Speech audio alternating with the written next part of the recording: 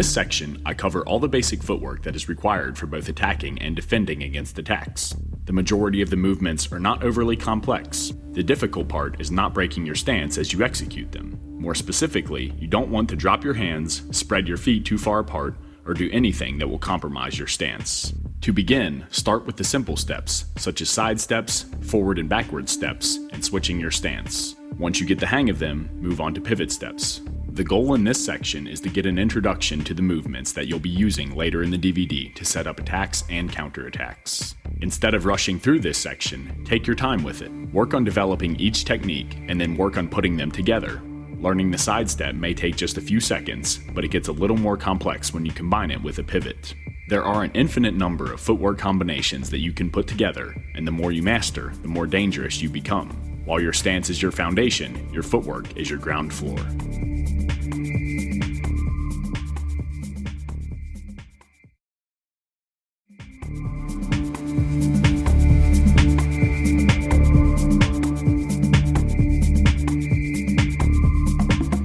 In this sequence, I demonstrate basic footwork. I show the side step, forward step, and back step movements, all of which can be utilized to initiate an attack or evade one of your opponent's attacks. They can also be combined with more complex movements, such as the shuffle step or pivot step. As a rule of thumb, always lead with the foot closest to the direction you want to head. If you have your left foot in front and want to step forward, move your left foot first. If you want to step to your right, step your right foot first. And if you want to move to your left, step your left foot first.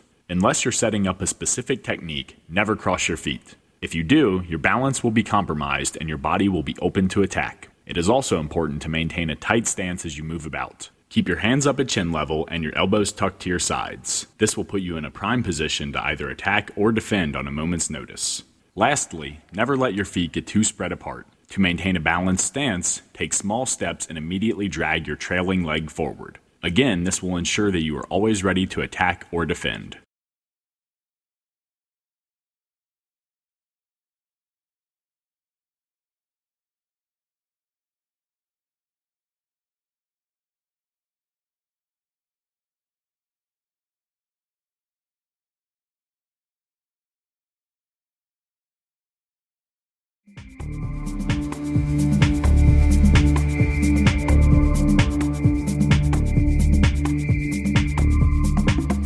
In this sequence, I demonstrate a shuffle step, which is a good technique to employ to cover a lot of distance in a hurry without breaking your stance.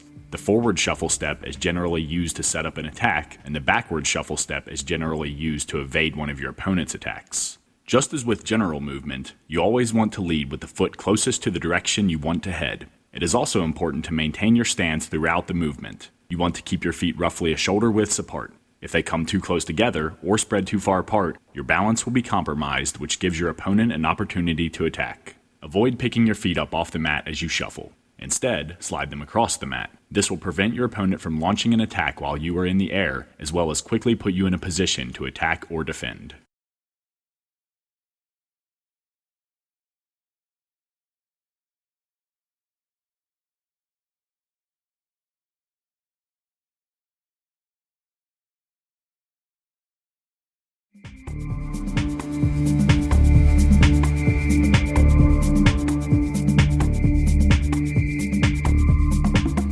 To execute a forward switch step, all you have to do is step your rear foot forward. If you're in a standard fighting stance, step your right foot in front of your left. If you're in a southpaw stance, step your left foot in front of your right. Although it is an extremely simple technique, it can prove invaluable when hunting down a retreating opponent or while in the middle of a striking combination. By switching your stance, you create different angles of attack and force your opponent to adjust to your new positioning. The backward switch step is the same as the forward switch step in that you reverse the positioning of your feet to assume an opposite fighting stance, but instead of stepping your rear foot forward, you step your lead foot back. This technique is best utilized when retreating after an attack or countering your opponent's forward movement. Just as with the shuffle step, do not elevate your feet off the mat. Instead, slide them across the mat into their new position. It is also important to keep your feet positioned roughly a shoulder width apart to maintain a solid base.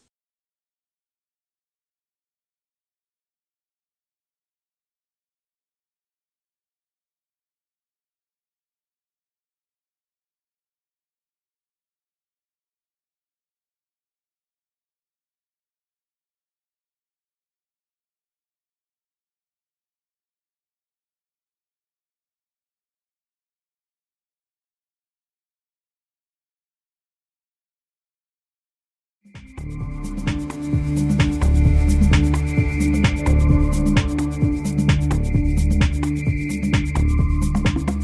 sidestep to inside pivot can prove useful in several scenarios. For example, if you're in a southpaw stance and your opponent circles towards the outside of your lead foot, executing a sidestep can keep your hips aligned with his and prevent him from obtaining a dominant angle of attack. If he changes directions and begins circling towards the inside of your lead leg, executing an inside pivot again allows you to keep your hips square with his hips. By utilizing this simple technique, you can keep your opponent in front of you with minimal movement. The sidestep to inside pivot can also be used as an attack. For example, you may advance on your opponent's center line with a series of strikes and then execute a sidestep to inside pivot to acquire a more dominant angle of attack. As with all the footwork techniques shown in this section, I recommend practicing the movements while shadowboxing and sparring as much as possible. To perform the inside pivot, I take a small outward step with my lead foot, shift my weight onto my lead leg, and then slide my rear foot circularly along the mat. A common mistake a lot of fighters make is they slide their foot first and then rotate their upper body, which compromises their balance. Instead, you want to move your entire body as a single unit.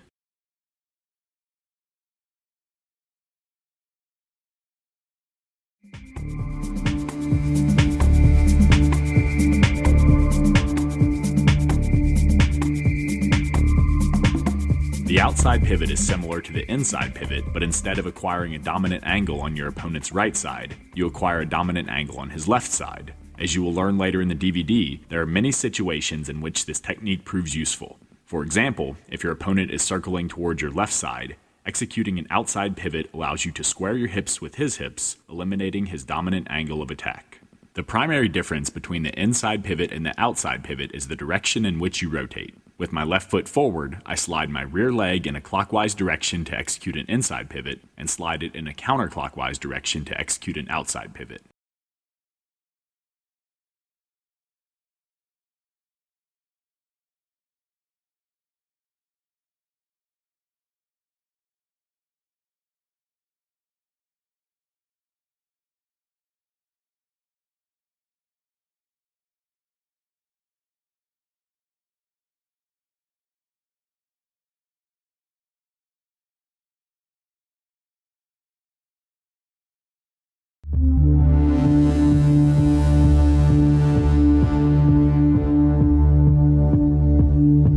In this section, I teach all the punching techniques that I use in mixed martial arts. No matter which punch you throw, you want to keep your striking arm relaxed and generate power using your legs, hips, and the rotation of your shoulders. If you have any tension in your arm, you will not only lose power and speed, but you'll also burn precious energy. It is also very important to immediately bring your striking arm back into your stance after landing a punch.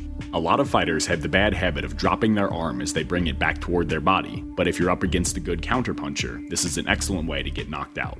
To avoid breaking your hand, which is quite common in MMA due to the small gloves worn by the fighters, you always want to strike your target using only the knuckles of your index and middle fingers. To protect your face from counter strikes, always keep your free arm elevated. When studying the moves, pay special attention to how each one is best utilized. Some punches are more applicable as a lead-in attack, some work better as a secondary attack, and some are most effective as a counter attack.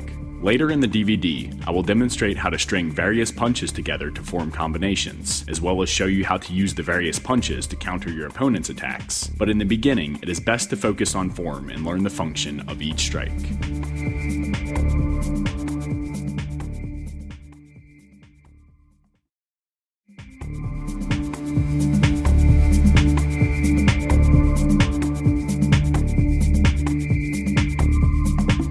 The straight jab is one of the most important punches in mixed martial arts competition. It can be used to set up kicks, takedowns, and power punches. It can be used to close the distance between you and your opponent and establish a clinch. It's a phenomenal counterpunch, and it's also a phenomenal tool for preventing your opponent from bull rushing into your comfort zone. And unlike boxing, you can cause a healthy amount of damage with a single jab due to the small gloves worn by MMA combatants. If your goal is to have dangerous hands, I strongly suggest spending an ample amount of time developing this highly versatile punch and then exploring its various uses. In this sequence, I demonstrate how to throw a straight jab from your stance, but it is important to mention that it can also be coupled with a step forward, a step backward, or even a sidestep to achieve a variety of goals. To throw the jab, I do several things in succession. 1. I keep my right hand glued to the side of my face. 2. I drive my left shoulder upward to protect the left side of my jaw. 3. I drive off my rear foot to generate more power behind the strike. 4. I extend my left arm straight out, rotating my fist so that the palm is facing the mat. 5. When I strike my target, I do so with the first 2 knuckles of my left hand.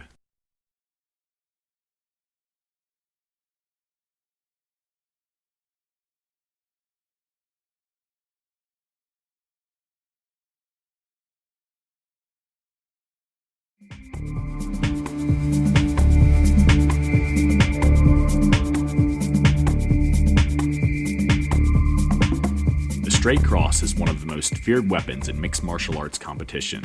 When a competitor has mastered this strike, you'll often hear the commentators making such remarks as, if he connects with his straight cross, the fight will be over. Landing a powerful cross to one of your opponent's vulnerable areas causes damage, plain and simple. But developing speed, power, and accuracy in your crosses doesn't happen overnight. It also takes a considerable amount of time to learn how to properly set up your crosses. In this sequence, I demonstrate the traditional right cross. In this version, the cross is thrown directly from your stance and is best utilized when you're already within striking distance of your opponent. To throw the cross from my orthodox stance, I rotate my hips in a counterclockwise direction, come up onto the ball of my right foot, and throw my right fist straight out. As my fist nears its target, I turn my hand over so that my palm is facing the mat. Just as with the jab, I connect with the first 2 knuckles of my hand.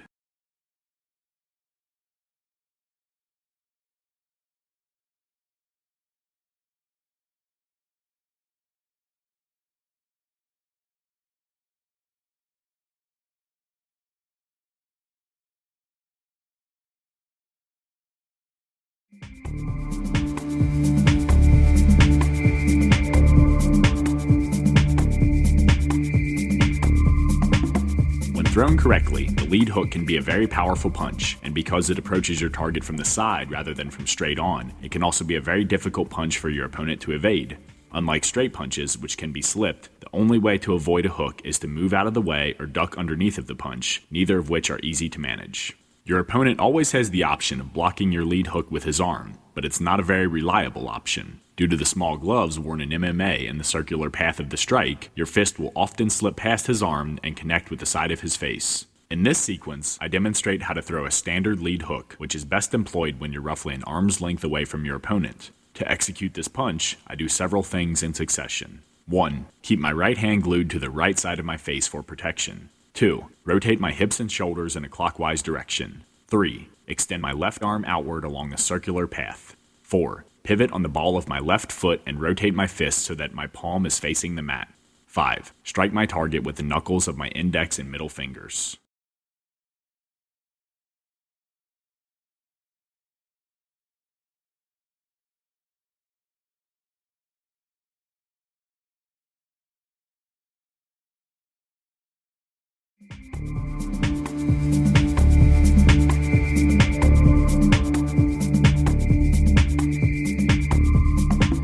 In this sequence, I demonstrate how to throw a mid-range lead hook. It is thrown exactly the same as the long-range hook, except instead of elongating your striking arm forward as you throw the hook, you put more of a bend into your arm. If you look at my footwork, you'll notice that with some of the hooks, I pivot my lead foot as I did when throwing the long-range hook, and others, I keep my lead foot planted on the mat. This is a matter of preference. Pivoting your lead foot allows you to deliver a more snappy punch, thereby causing more damage, but throwing a lead hook with your foot planted allows you to employ a more pushing punch, which proves useful to off-balance your opponent and push him into a follow-up strike, such as a rear round kick. It is also important to notice that with some punches I turn my fist over so that my palm is facing the mat, and with others I keep my palm facing my body. Again, this is a matter of preference. To execute this technique, I do several things in succession.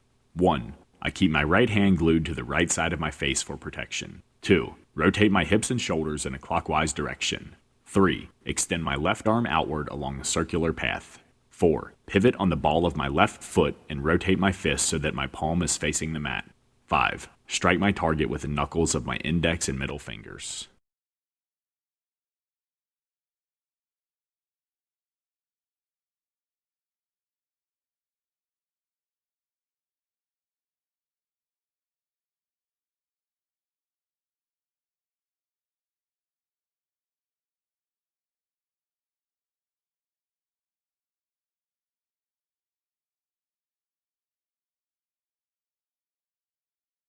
In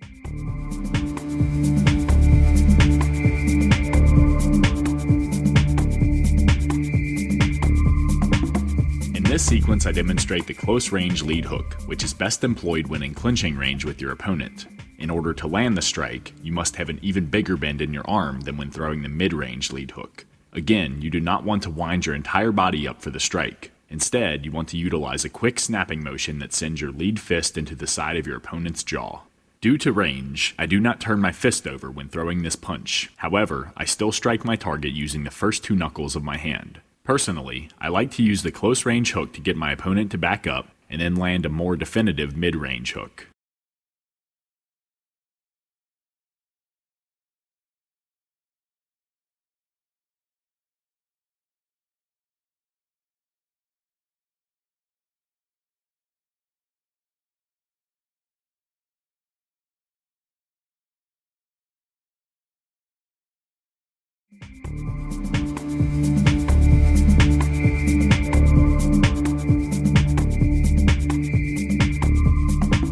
There are two primary ways to throw a lead uppercut. The first is a lead standard uppercut, which involves throwing the punch directly from your stance. It doesn't pack that much power, but it's a quick and elusive strike. In this sequence, I demonstrate the lead power uppercut. Before throwing the punch in this version, execute a slip by rotating your body and dropping your level. It's not as stealthy, but it packs a lot of power and is an excellent technique for slipping and countering one of your opponent's straight punches. Due to the dynamics of this punch, it is best utilized when in close range and middle range with your opponent. To pull this technique off, I do several things sequentially. 1. Coming up onto the ball of my rear foot, I drop my lead shoulder to generate power for the punch. This moves my head away from my center line, which would allow me to avoid a straight punch directed at my face. 2. Pulling my right shoulder back, I whip my hips in a clockwise direction, rotate my hand so that my palm is facing me, and throw my fist upward. To protect my face, I keep my opposite hand up. 3. I continue to rotate my body in a clockwise direction until my fist collides with my target. If you miss your strike or are shadowboxing in the gym, your fist should not come up past eye level.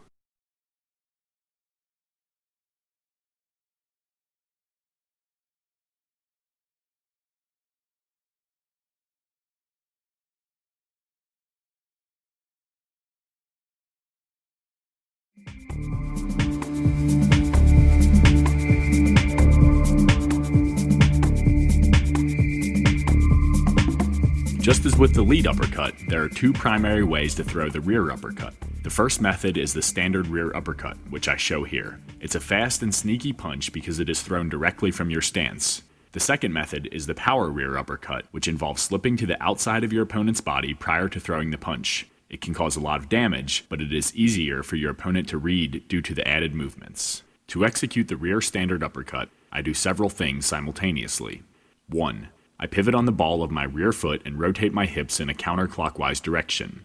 2. I pull my left shoulder back, drop my right shoulder, and lower my right fist.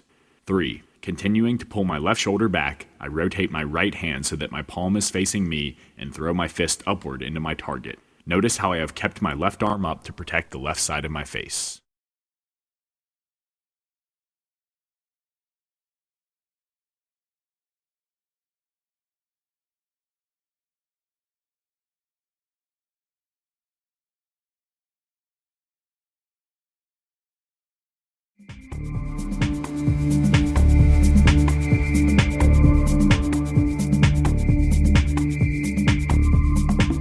The overhand is responsible for putting countless fighters to sleep in mixed martial arts competition.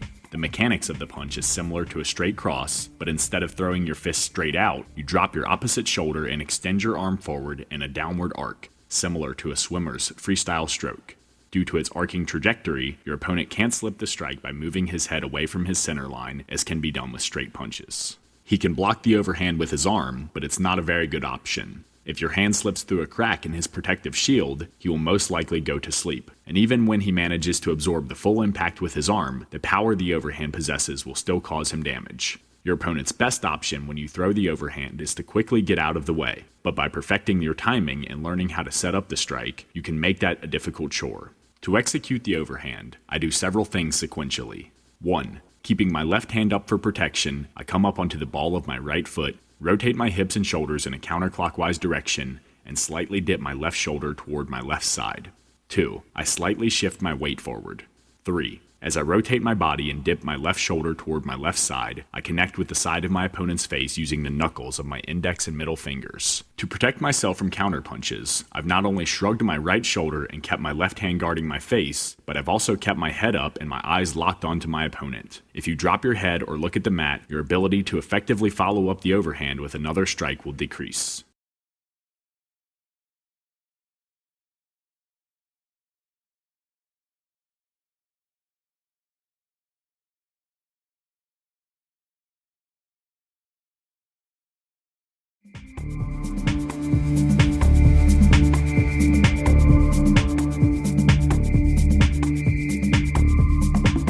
This is an excellent technique to utilize when your opponent is injured or you can see that his face is vulnerable to strikes, but he has created distance between your bodies to avoid your strikes. To close the distance, you step your rear foot forward, and to deliver a powerful strike, you throw a cross while in mid-step.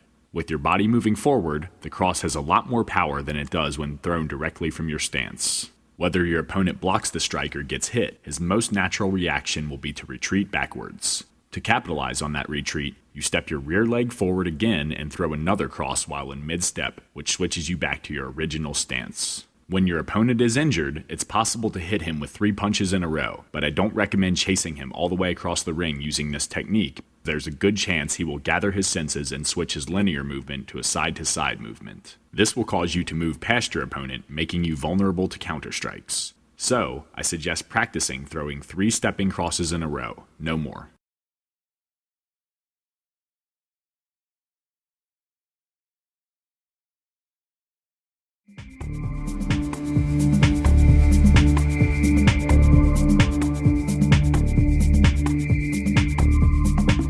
This is the same technique as demonstrated in the previous sequence, only now you're using it as a counter.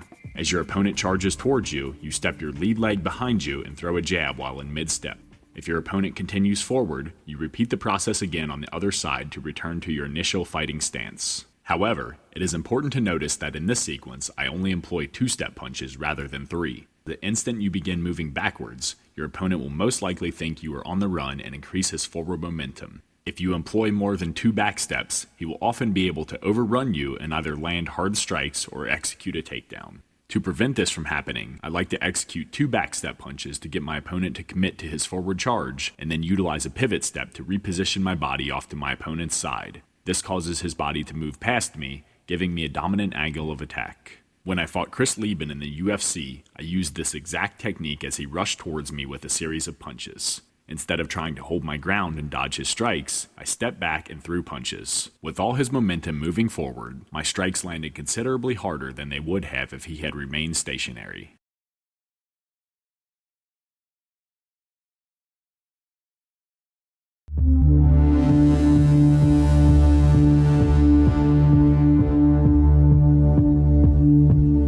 In this section, you will not only learn how to parry your opponent's punches, but also use parries to launch a counterstrike. While a parry is a rather simple movement to execute, it requires tremendous timing and a sense of distance. For example, if your opponent throws a punch from just outside of punching range, it's possible to simply parry the punch by catching it in your palm. This requires very little movement on your part, and, if you have superior reach, allows you to immediately land a counterpunch. However, if your opponent throws a punch from inside of punching range or has a longer reach, you must use the parry to move his fist to the outside of your head in order to avoid his shot and land a counterstrike. In order to acquire this timing and a proper sense of distance, I recommend doing parrying drills as much as possible with different partners.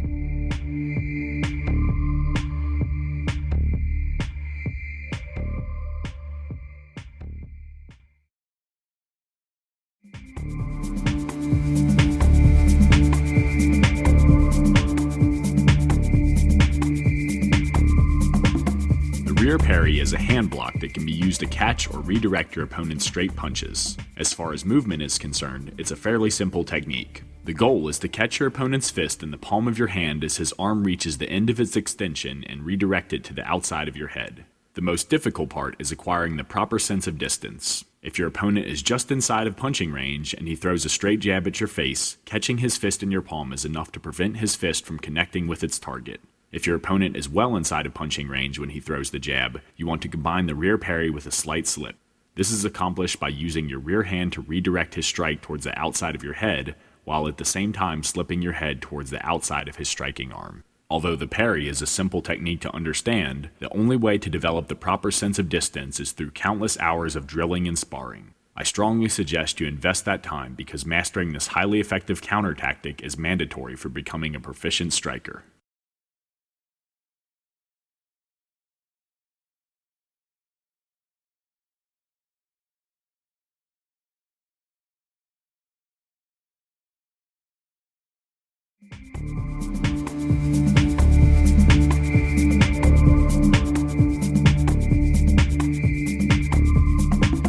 In this sequence, I use a rear parry to evade my opponent's jab just as in the last sequence, but before he can pull his arm back into his stance, I counter with a jab of my own. There are two ways to pull this off. In this scenario, my opponent throws his jab from just inside punching range. As a result, instead of parrying his fist to the outside of my head, I simply catch it in my rear palm. However, if my opponent had a superior reach or threw his jab from well inside punching range, then I would need to parry his hand to the outside of my head and slip my head off my center line to avoid his shot. Either way, it is important to counter with the jab before your opponent can pull his arm back into his stance. I recommend practicing this technique as much as possible, both on the focus mitts and with a live partner. It is important to mention that when using the rear parry, you never want to reach your hand towards your opponent's punch. If you get into this bad habit, there is a chance your opponent will pick up on it. To break your guard, all he has to do is throw a fake punch. As your hand rockets forward, he pulls his hand back. Suddenly, your face is exposed and vulnerable, allowing him to target it with other punches. To prevent such an outcome, move your hand in front of your face and let the punch come to it instead of the other way around.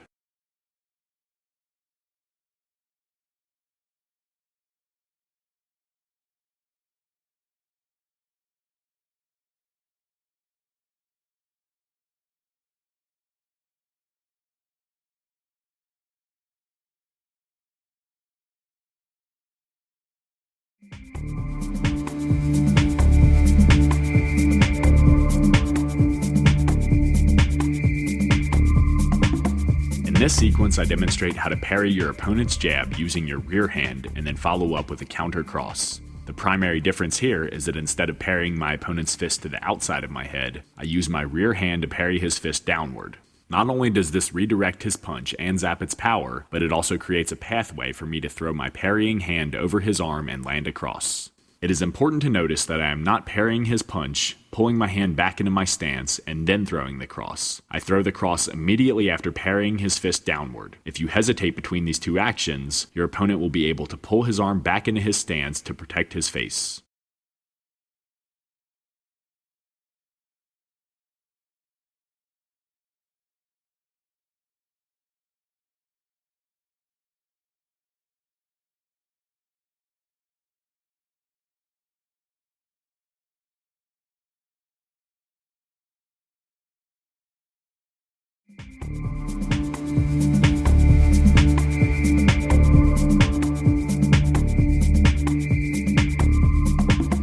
In previous sequences, I demonstrated how to utilize a rear parry to evade your opponent's jab when in the same fighting stance, meaning you have the same foot forward. When you and your opponent have the opposite feet forward, the rear parry is utilized to evade a cross. Everything is done the same. The only difference is that you're parrying his rear arm instead of his lead arm. And just as when parrying the jab, you have the option of redirecting your opponent's fist to the outside of your head, which allows you to quickly counter with a jab, or redirecting it downward, which allows you to immediately throw a cross with your parrying hand.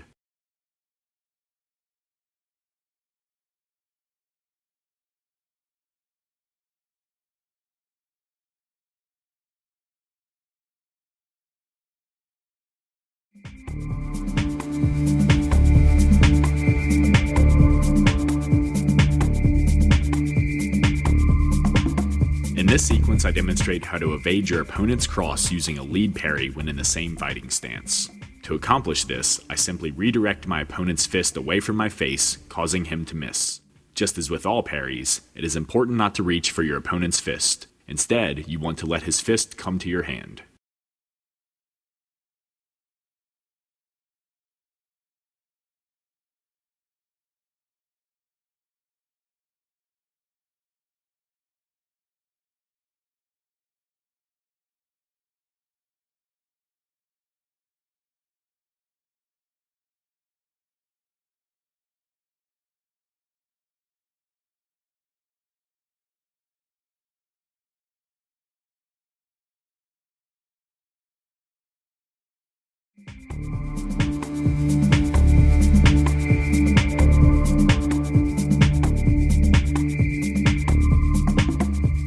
opponent and I are in the same fighting stance, and he throws a cross at my face. To evade his cross, I utilize a lead parry. However, instead of redirecting his fist to the outside of my face, I stuff it downward. Not only does this zap the power from his punch, but it also lowers his arm and creates a pathway for me to counter with a jab. It is important to notice that I do not pull my arm back into my stance after executing the parry. I immediately lash out with a jab. If you delay, a couple of things can happen. Either your opponent will pull his arm back into his stance to protect his face from your counter strike, or he will follow up with another strike. To perfect this technique, practice it with a partner as a drill for several minutes at a time.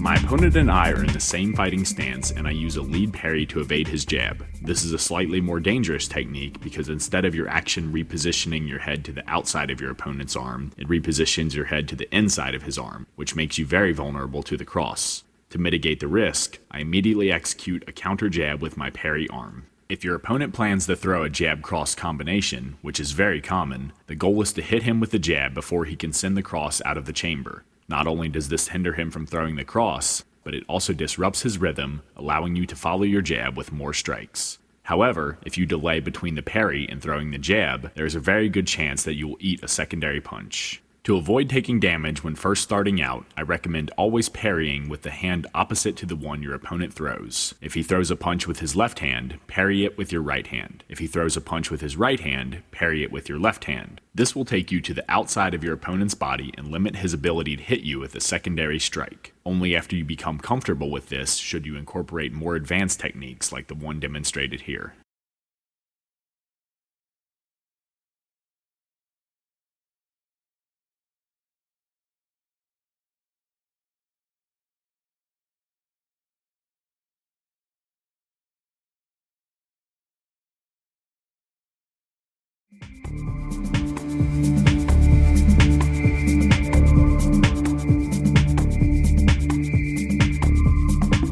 In this sequence, I demonstrate how to utilize a lead parry to evade your opponent's jab when in opposite fighting stances. It is important to notice that this technique follows the general rule.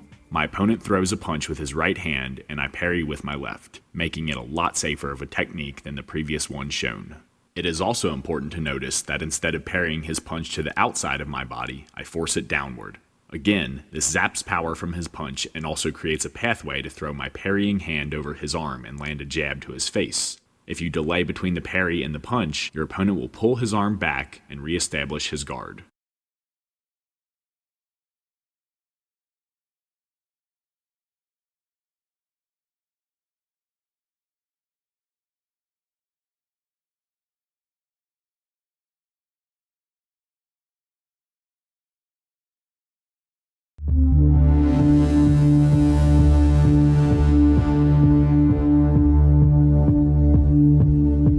When your opponent attacks, it's best to evade his strike and counter with a strike of your own. For example, your opponent throws a jab, and you counter by slipping his jab and throwing a jab at the same time. If done correctly, just as your opponent's arm becomes fully extended, you crash your fist into his face.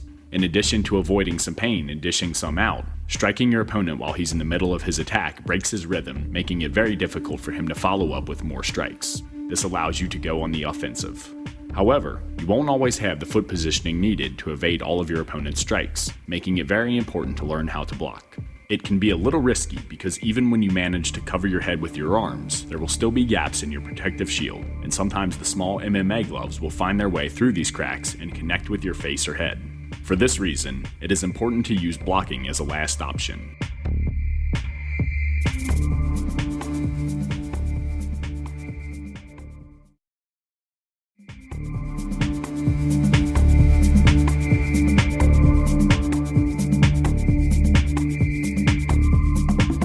The outside block is best used to combat punches that approach from the outside, such as hooks and overhands. It's a relatively simple block in terms of movement, and when executed with the proper form and correct timing, it can effectively protect your head from strikes. but due to the small gloves used in MMA competition, it can oftentimes be risky. It's not uncommon for a punch to slip through a crevice in your protective shield and crash into the side of your face, and even when you utilize a perfect outside block, you're still absorbing the impact of the blow. A much better option is to slip or evade the strike altogether and position yourself to launch a counterattack. However, evading punches isn't always possible, especially when you're trading punches with your opponent. If slipping isn't an alternative, utilizing the outside block is certainly better than letting your opponent hit you. To execute this technique, it is important to have proper form. As my opponent throws an overhand right at the side of my head, I immediately rotate my hips and shoulders in a clockwise direction, place my left hand on the back of my left ear, and elevate my left shoulder. This causes the power of my opponent's punch to be absorbed by my left forearm and shoulder.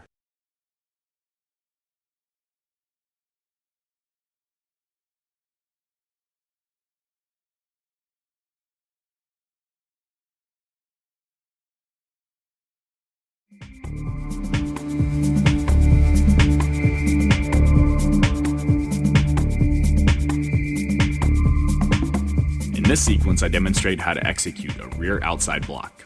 If you and your opponent are in the same fighting stance, it's best utilized to defend against his lead hook. And if you are in opposite fighting stances, it's best used to defend against his rear hook or overhand. To execute this block, I rotate my body slightly in a counterclockwise direction, place my right hand behind my right ear, and elevate my right shoulder. This causes the power of my opponent's punch to be absorbed by my right forearm and shoulder. Again, it is always better to evade your opponent's strikes, but when not possible, blocking is better than taking a hard hit to the face.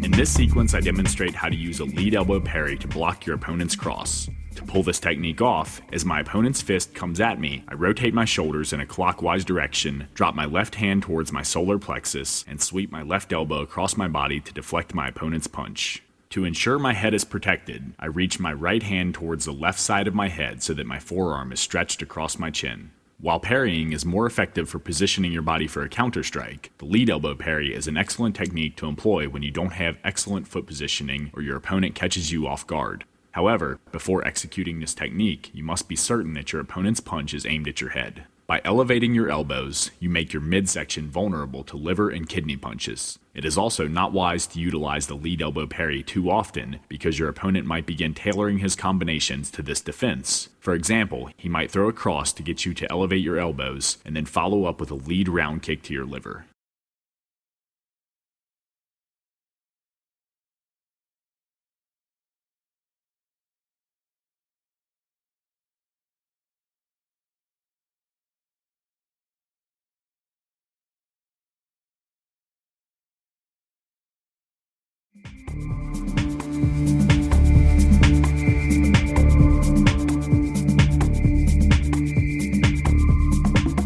As I have mentioned, it's always wise to position yourself to the outside of your opponent's punching arm because it limits your chances of getting hit with a secondary strike.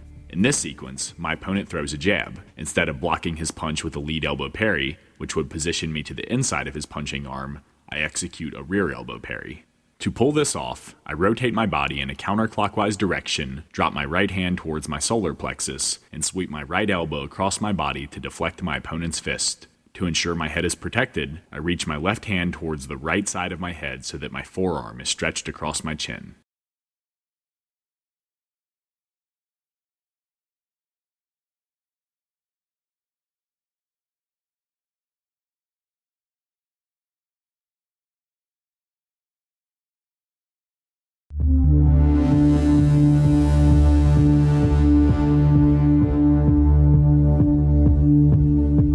Now that you understand how to parry and block your opponent's punches, I demonstrate how to avoid them altogether utilizing evasive movements such as the inside slip, outside slip, lean back, and shoulder roll. As you will see, utilizing proper evasive techniques not only allows you to defend against your opponent's attacks, but it also provides you with a dominant angle to launch an attack. While parries and blocks are both necessary to have in your arsenal, perfecting evasive movements can make you a master striker.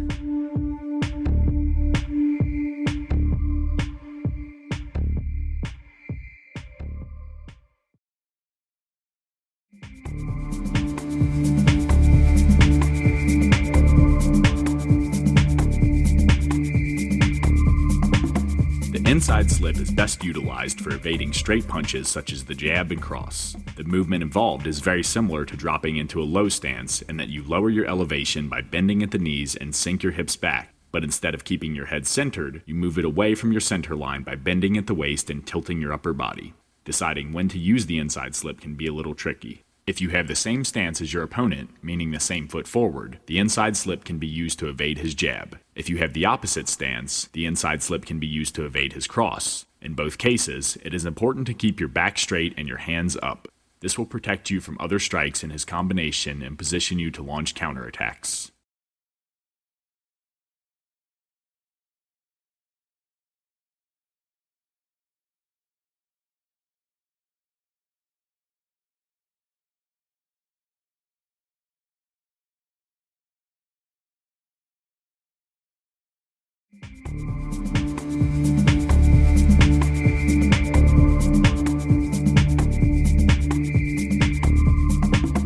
As I mentioned in the previous sequence, when in the same fighting stance as your opponent, the inside slip is best utilized to evade his jab. To pull this off, I sink my hips back, lower my elevation by bending at the knees, and dip my head towards my right side. Due to these actions, my opponent's punch sails past the side of my head.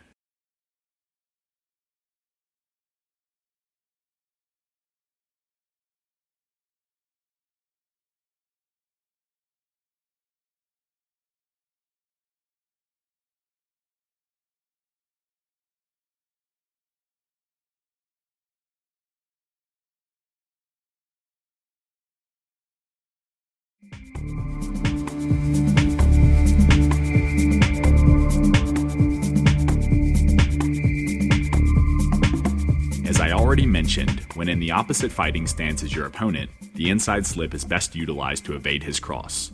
To pull this off, as my opponent's cross extends towards me, I begin rotating my shoulders in a clockwise direction and sink my hips back. Next, I lower my elevation by bending at the knees and dropping my head towards my right side. Due to my actions, his punch sails past the side of my head.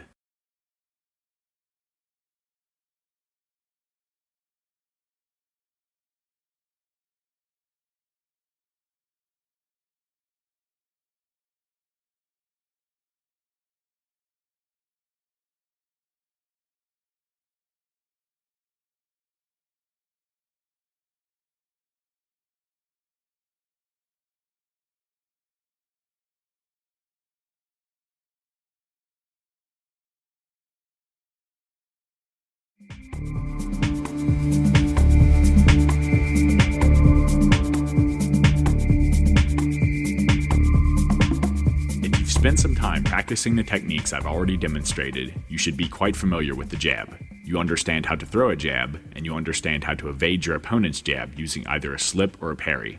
In this sequence, I demonstrate how to blend jab offense and jab defense together. To accomplish this, all you have to do is slip your opponent's jab and throw a jab of your own at the same time. It is important to notice that I land my jab just as my opponent's jab arm reaches the end of its extension. This is key because when you hit an opponent while he is in the middle of a strike, it disrupts his rhythm, which in turn creates openings for you to follow up with a secondary attack.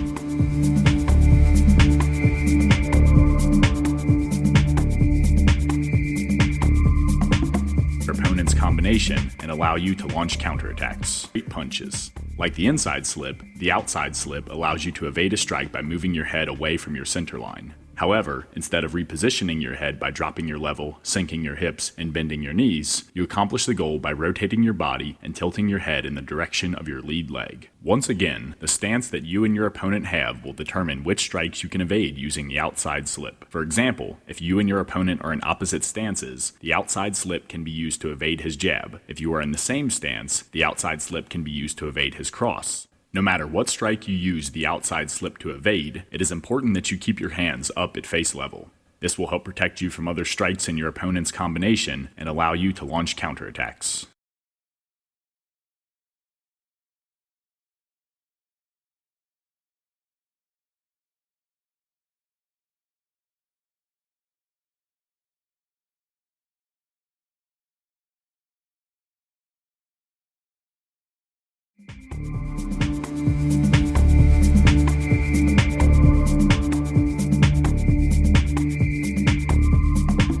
To execute this technique with an opponent in the same fighting stance, as his cross comes at me, I pivot on the ball of my right foot, rotate my hips and shoulders in a counterclockwise direction, and dip my head towards my left side. Due to these actions, my opponent's cross sails by the side of my head.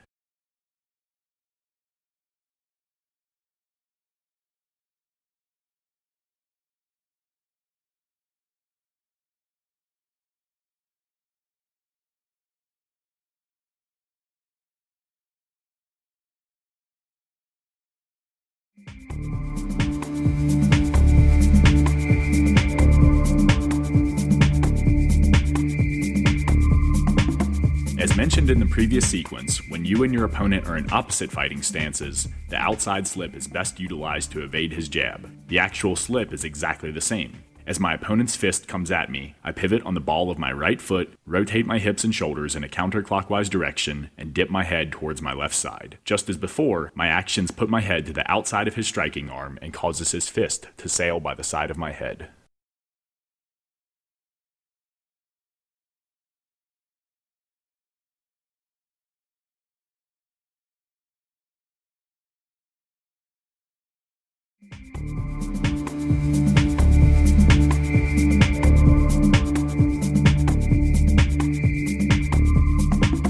In this sequence, my opponent and I are in the same fighting stance, and he throws a cross at my face. Just as before, I execute an outside slip by pivoting on the ball of my right foot, rotating my hips and shoulders in a counterclockwise direction, and dipping my head toward my left side. However, as I execute the outside slip, I fire a right cross off at the same time. This is an excellent combination because the movement involved in the outside slip is the exact movement you make when throwing a cross. The two work flawlessly together. The goal is to hit your opponent as his arm reaches its full extension. If you wait until he pulls his arm back into his stance before throwing the cross, there is a good chance that he will block it. Striking him with his arm extended will break his rhythm, which not only makes it difficult for him to throw a secondary strike, but also allow you to launch a combination.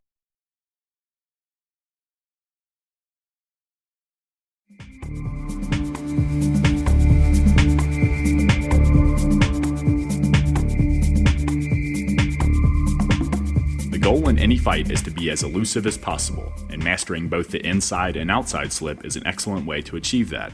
In this sequence, I demonstrate a continuous slipping drill, which allows you to evade your opponent's jabs and cross. Although it is important to practice drills such as these to ingrain specific movements into your mind, in a fight you never want to slip more than a couple of punches in a row without firing back. It doesn't matter how good of a fighter you are. If you utilize only defensive movements, eventually your opponent will pick up on the pattern and find his mark. You must always threaten your opponent. For the best results, I recommend practicing this drill from the same fighting stance as your opponent as well as from an opposite fighting stance.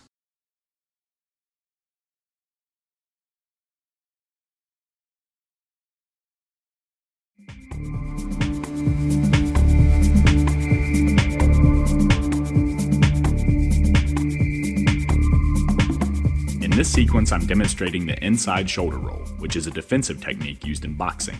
To execute the technique, I shift my weight onto my right leg, rotate my hips in a clockwise direction, pivot on the ball of my left foot, and roll my left shoulder toward my right side. The clockwise rotation is very important because it's what positions my lead shoulder in front of my face, protecting it from strikes. The goal with this technique is to move your head off of your center line and replace it with your lead shoulder, throwing off your opponent's targeting. It also blades your body, limiting his frontal targets. In the next sequence, I demonstrate how to put the shoulder roll into effect.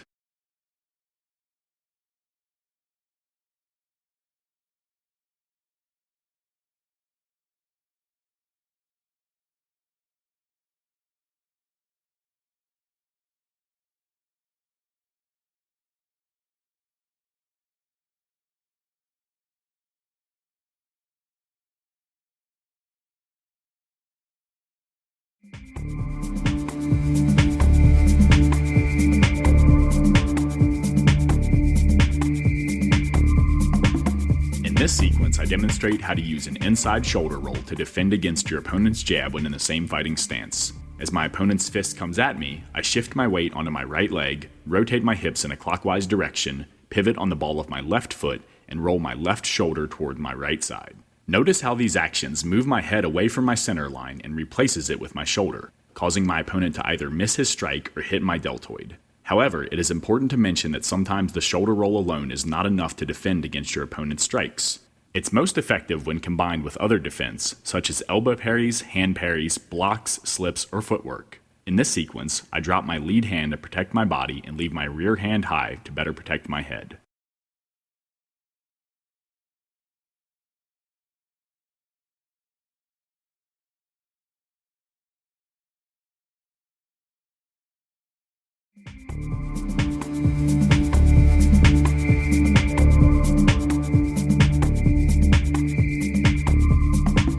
In this sequence, I demonstrate how to use the inside shoulder roll to defend against your opponent's cross when in the same fighting stance. All my movements remain the same. The only difference is the punch that I'm using the shoulder roll to avoid.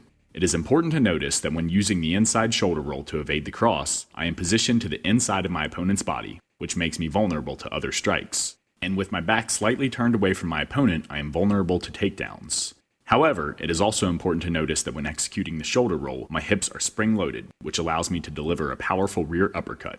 I can use this uppercut to prevent my opponent from throwing a secondary strike, and I can also use it if my opponent should drop his elevation and shoot in for a takedown.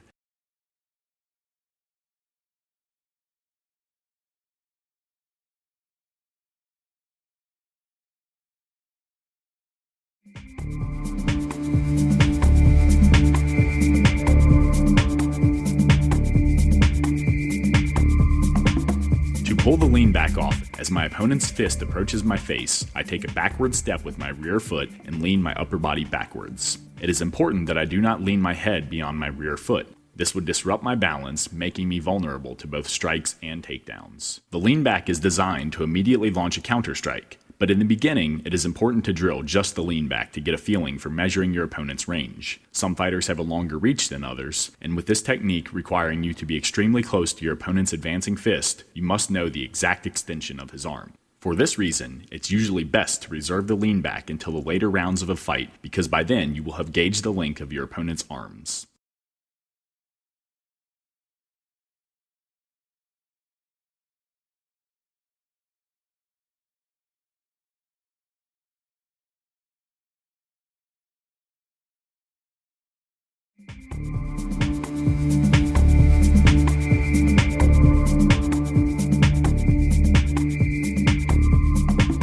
In this sequence, I demonstrate how to utilize the lean back to evade your opponent's jab when in the same fighting stance. It's a very deceptive technique because instead of raising your arms to block the punch or slipping to the outside of his striking arm, you simply lean back to make your opponent miss. It is important to not dramatically jerk your head backwards the instant you spot the jab because it will alert your opponent to your intentions. Instead of continuing forward with the jab, he will retract his punch, wait until you begin moving your body forward, and then capitalize on your awkward positioning with an alternate strike such as a cross. For the best results, you want to keep your face as close to your opponent's fist as possible to instill confidence in him and cause him to overextend his arm. It is also important not to get your stance too elongated. Remember, you only want to move far enough away to avoid your opponent's fist.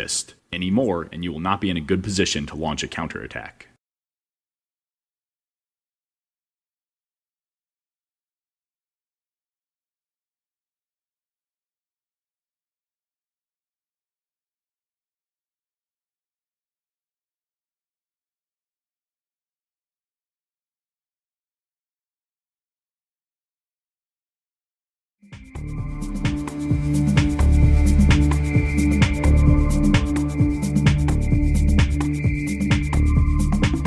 There are two ways to use the lean back to launch a counter strike. The first method is to execute the lean back as you did in the previous sequence to evade your opponent's strike, and then follow his fist forward as he pulls it back into his stance and throw a strike of your own. This method is best employed when your opponent has a longer reach, and the key to being successful with it is keeping your face 1 or 2 inches away from his fist at all times. If you allow his fist to get ahead of you as he retracts it, there is a good chance you will walk into a secondary punch as you close the distance.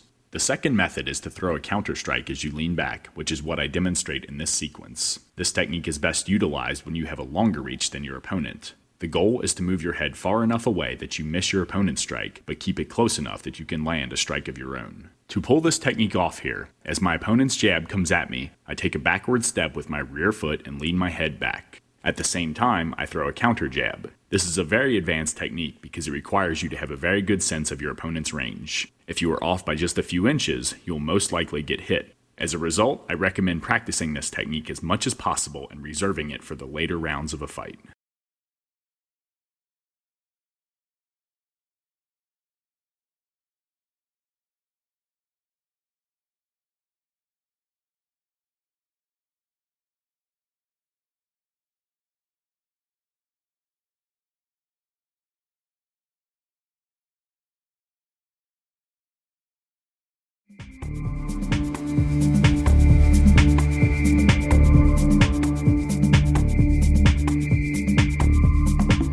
In this sequence, I demonstrate how to use the lean back to evade your opponent's cross when in the same fighting stance. The movements involved are exactly the same as when evading your opponent's jab. As my opponent's fist comes at me, I take a backward step with my rear foot and lean my head back just far enough to cause him to miss. However, with the cross being a more powerful punch than the jab, you must have a very good sense of the length of your opponent's arms.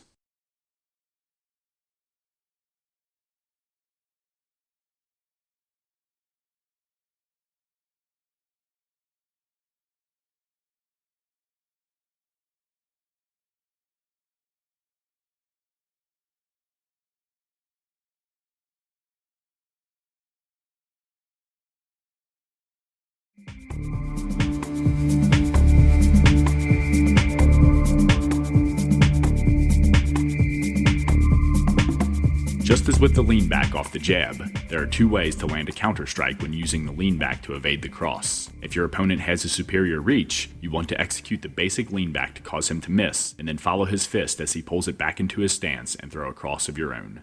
In this sequence, my reach is superior to my opponent's, so I throw the cross as I lean back. Again, the goal is to move your head far enough away to avoid your opponent's strike, but not so far that you can't land a counter strike. To pull the technique off here, as my opponent's fist comes at me, I take a small backward step with my rear foot and lean my head backward. At the same time, I rotate my body in a counterclockwise direction and throw a cross straight down the pipe.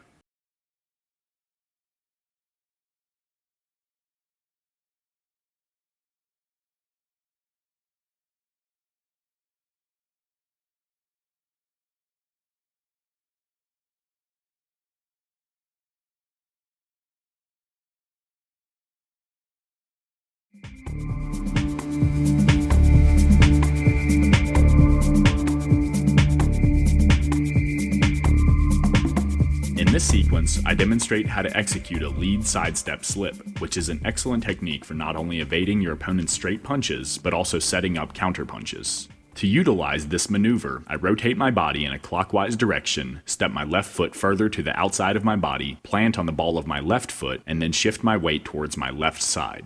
The goal with this technique is to move your body away from your center line, causing your opponent to miss with his strike. In the next sequences, I will demonstrate how to employ this movement to evade actual strikes and set up counter strikes, but in the beginning, it is important that you get familiar with the basic movements involved.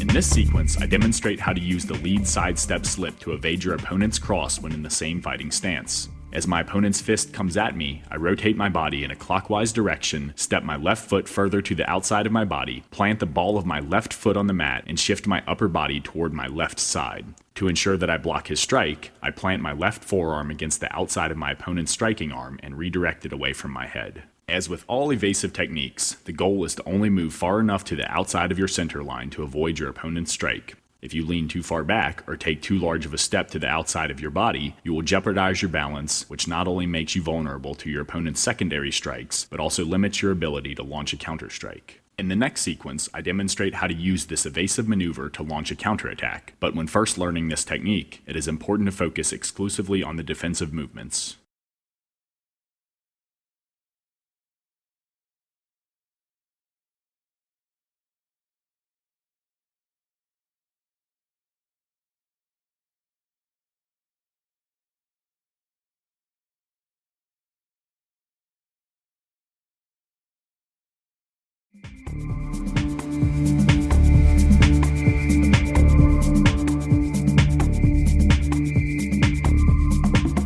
In this sequence, I demonstrate how to use the lead sidestep to evade your opponent's cross and then counter with a left hook. Initially, all movements are the same as in the last technique. As my opponent's cross comes at me, I rotate my body in a clockwise direction, step my left foot to the outside of my body, plant on the ball of my left foot, and shift my weight to my left side.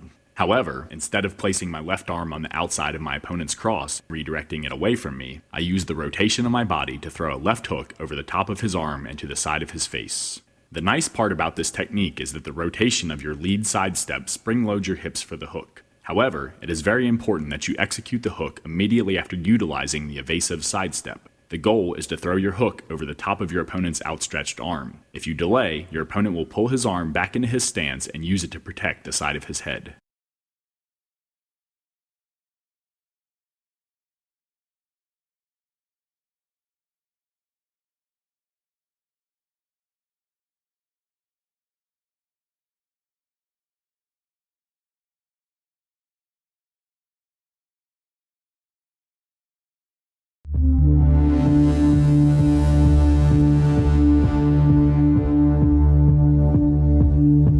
In this section, I introduce you to the dirty boxing clinch, which is where you have one hand hooked around the back of your opponent's head and your opposite hand free to throw strikes. To begin, I demonstrate how to set up the dirty boxing clinch off strikes, and then how to set it up off your opponent's strikes. Next, I demonstrate how to use footwork to off-balance your opponent, making it easier to land an assortment of punches to both his body and head.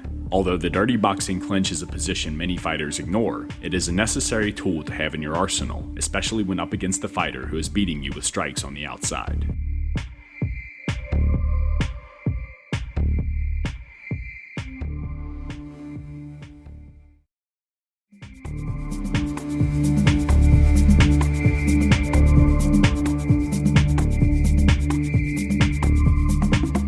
In this sequence, I demonstrate how to establish the dirty boxing clinch when your opponent evades your rear hook using a duck under, and then I show some of your striking options from the clinch. To begin this sequence, I throw a rear hook at my opponent's head. To avoid getting hit, he drops his level and rotates his body underneath the punch. Notice how missing the punch winds my hips in a counterclockwise direction. This sets me up to throw a lead hook, but instead of using my spring-loaded hips to deliver a punch to his head, I rotate in a clockwise direction and establish a left collar tie by hooking my left hand around the back of his head. Once I establish the collar tie, I immediately disrupt my opponent's balance by pulling his head downward. This can be done with just one hand, or, if your opponent is super strong, you can achieve this by securing double collar ties and using both hands to pull his head down. Either way, once you've lowered the elevation of his head, you have an excellent opportunity to land strikes using your free arm. Notice how you can attack his head, body, or even his legs. For the best results, you want to alter the location of your punches by going low and then high, or high and then low.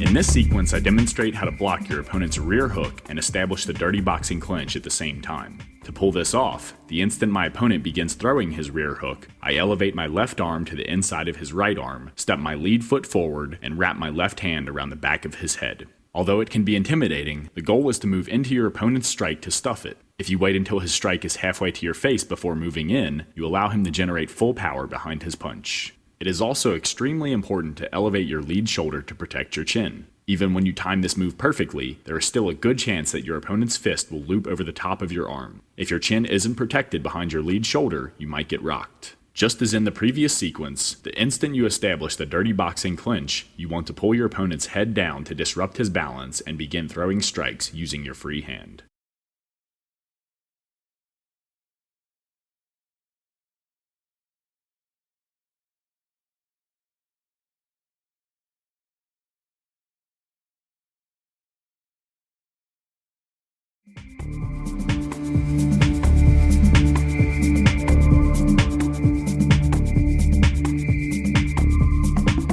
In this sequence, I demonstrate how to establish the dirty boxing clinch after blocking your opponent's rear hook using an outside block.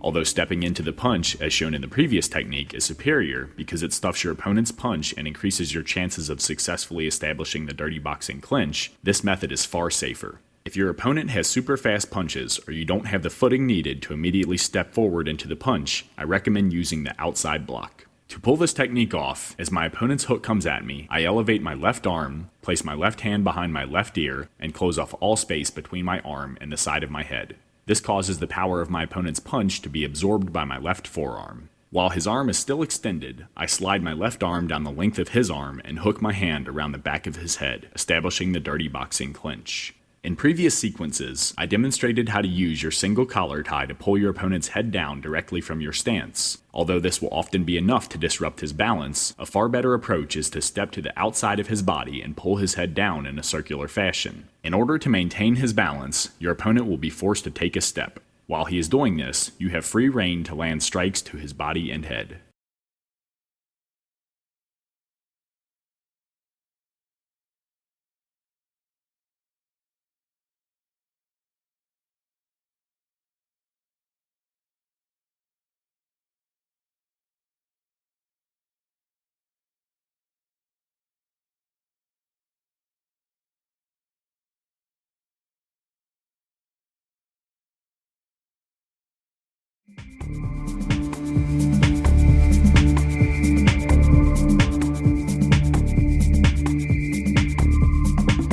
This technique is exactly the same as the previous one in that I block my opponent's rear hook using an outside block and then shoot my blocking arm forward to establish a collar tie. However, instead of stepping to the outside of his body and using my left collar tie to pull him off balance, I switch to a right collar tie, step to the outside of his body, and then push him off balance. I still force his head downward and in a circular direction, only now I am pushing rather than pulling. While my opponent is stepping to recover his base and balance, I now use my left arm to strike his body and head. Although you might find you like one method more than the other, it is important to master them both because it is a good way to keep your opponent guessing and throw off his defenses.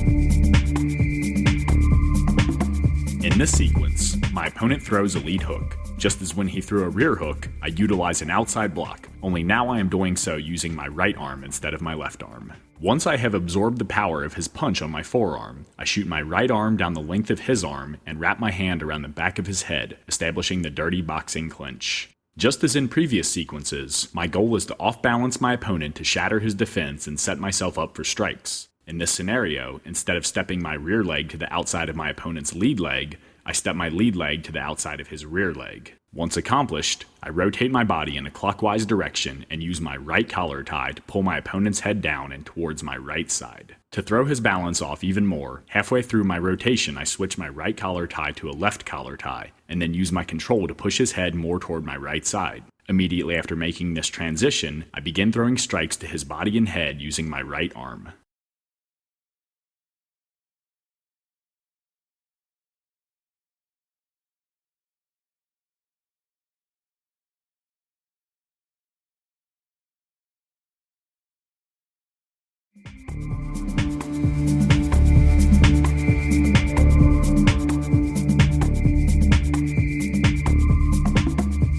of fighters are masters at the dirty boxing clinch, especially wrestlers. If you are beating one of these opponents with punches on the outside, a lot of times they will grow desperate and simply step forward and reach for the back of your head with their rear arm.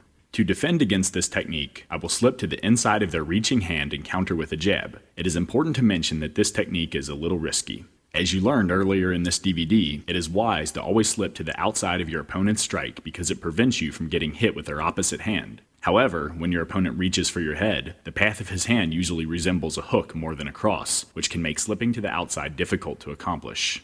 It's possible to bob and weave underneath his arm, but that takes time and will often allow your opponent to achieve his goal of closing the distance and tying you up in the clinch. I have found slipping to the inside of his reaching arm and then countering with a jab to be the most effective. It is very important to immediately launch your jab into your opponent's face to prevent him from following up his reach with a lead hook.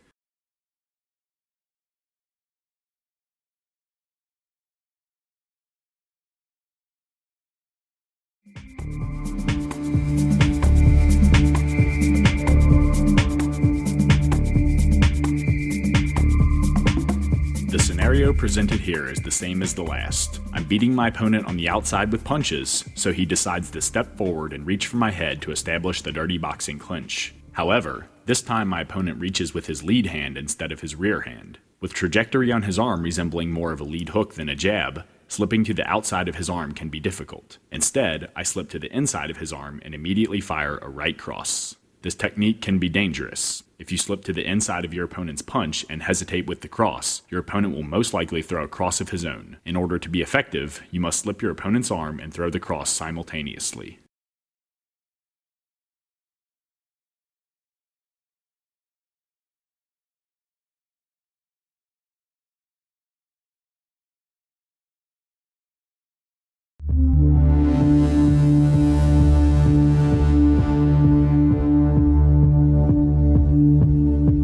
In this section, I offer a number of sparring and footwork drills you can execute to improve your technique. It is important to mention that you do not want to go all out with these drills. Instead, you want to focus on your form and timing. If it is a partner drill, keep your eyes locked on his midsection, watch his movement, and constantly be on the lookout for how you can acquire a dominant angle of attack by moving to the outside of his body. If it is a solo drill, imagine that you have a partner standing in front of you and execute your techniques just as you would on a real body. Although many of these techniques are intended to be executed slowly, you do not want to zone out. On the contrary, you want to focus your mind on every single movement of your body to make your techniques the most efficient.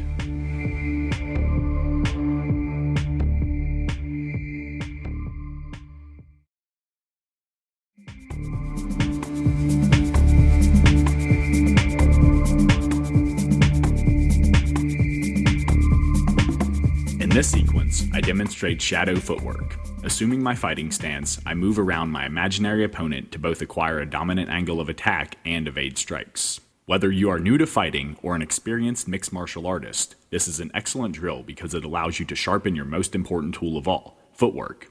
Although conducting this drill is always beneficial, it's best as a warm-up prior to training or sparring.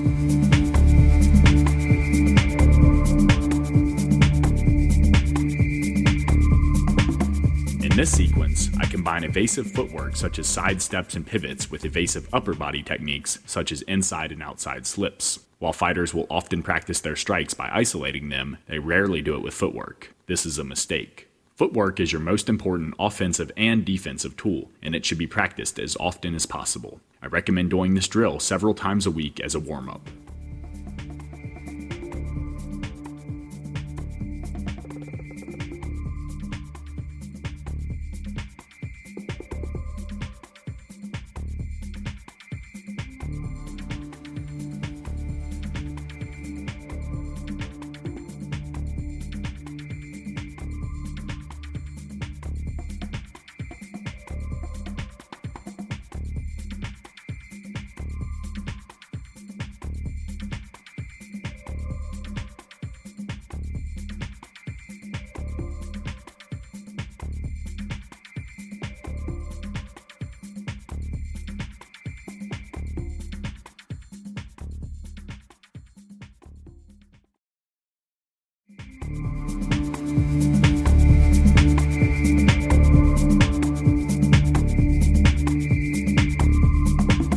Footwork sparring is an excellent drill to execute with a partner.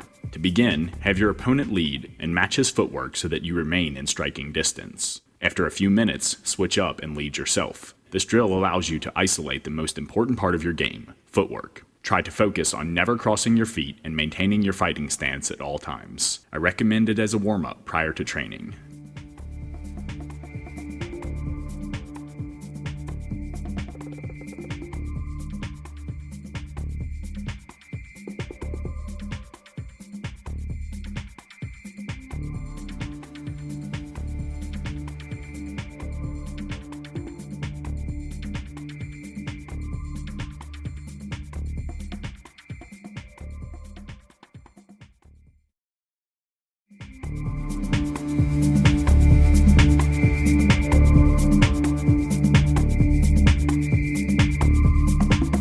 In this drill, my opponent throws straight punches at my face, and I parry the punches and counter with a punch of my own. For the best results, your opponent should be throwing his punches at less than half speed. The goal is not to damage your opponent, but rather improve your timing and sense of distance.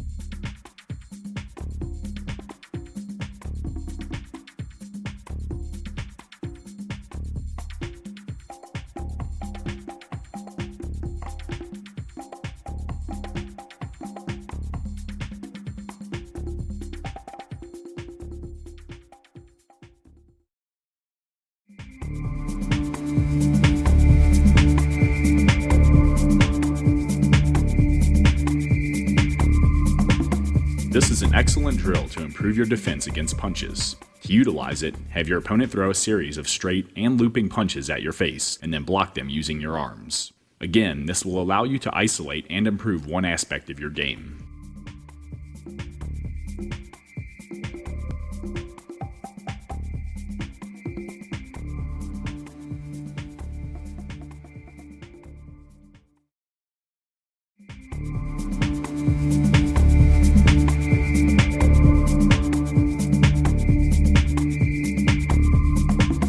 In this drill, my opponent again throws a series of straight and looping punches at me, but instead of blocking them, I evade them using slips, side steps, duck unders, and the lean back. To get the most from this drill, focus on executing proper movements, maintaining your balance at all times, and utilizing footwork to acquire a dominant angle of attack. As mentioned earlier, evading your opponent's strikes is always better than blocking them, making this a very, very important drill.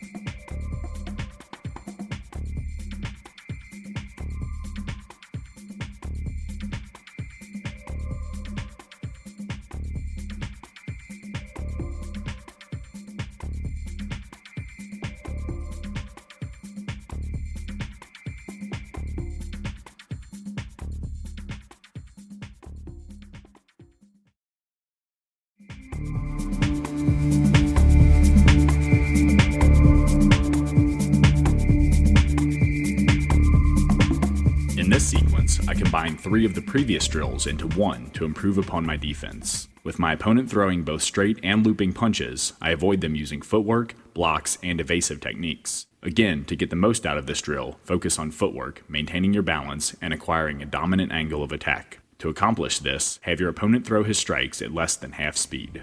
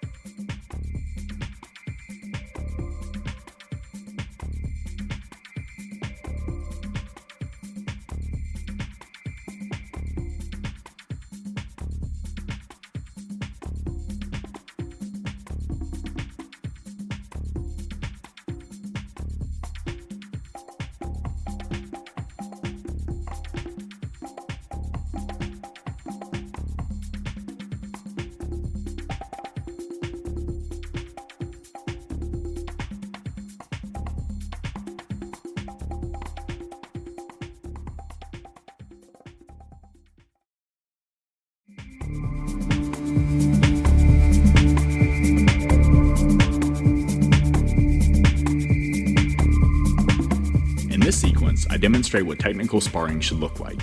Instead of trying to hit one another with devastating strikes, we set up each strike with footwork and throw our punches at less than half speed.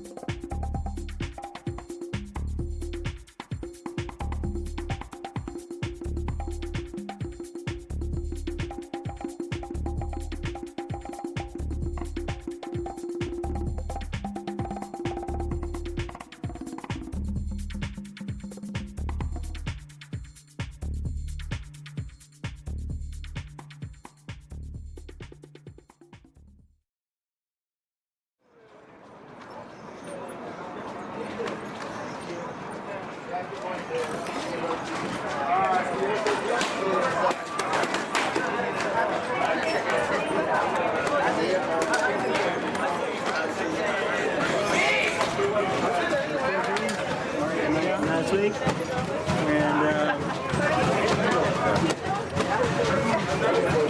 her husband had a heart attack. He canceled the dinner, and she had to fly to Japan. So.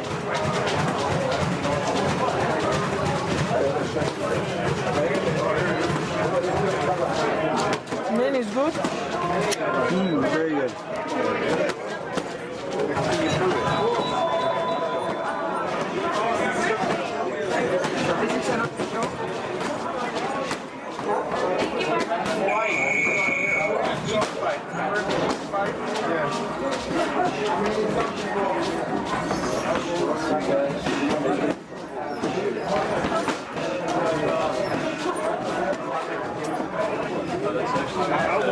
So like 2 seconds.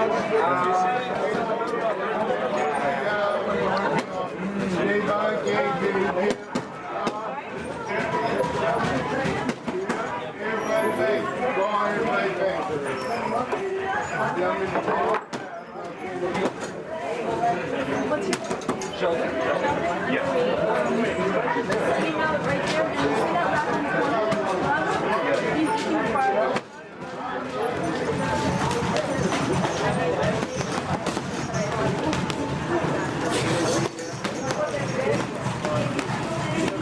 Going for boxing now?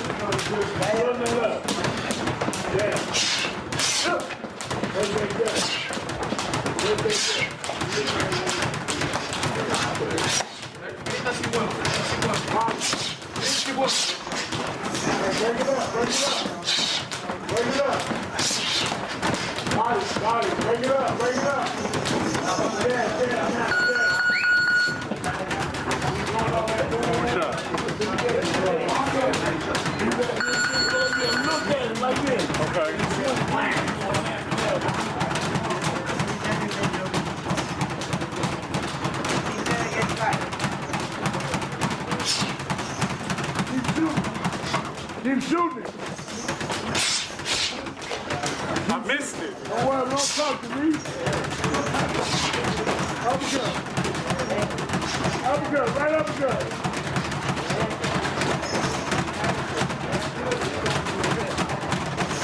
Yeah, just cut him off. Don't fall him. One, two, one, two, one, two. Uppercut. Don't stop at the inside. Work on the inside. Work on the inside. Work on the inside. Get closer. Get closer. Yeah. Come on, man. Don't wait. Why are you waiting, son? Hands up. Your hands too low. Boom. Wait. Wait. Good.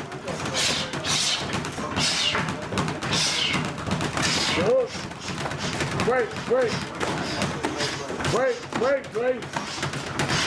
Here we go. Now listen. It's about time. Yeah, why you in the corner like this, man? Get out of the corner. Pivot out of the corner, man. Get up, get up. Yeah. Again, double jab, move left. Nice try. Where we get jab? Uppercut, right uppercut. Right uppercut, man. Right hand.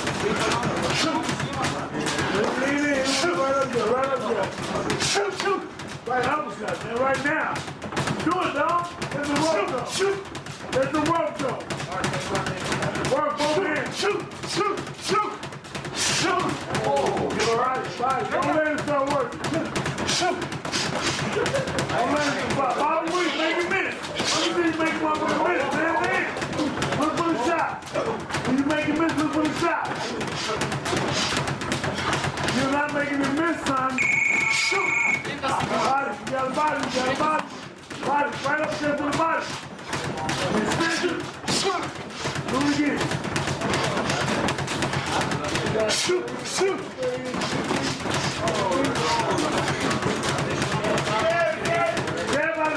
Jab out of the corner. Shoot. You know you can't get away from him with that shit. Uppercut. You know you can't get away from him with that other shit, dog. Use it,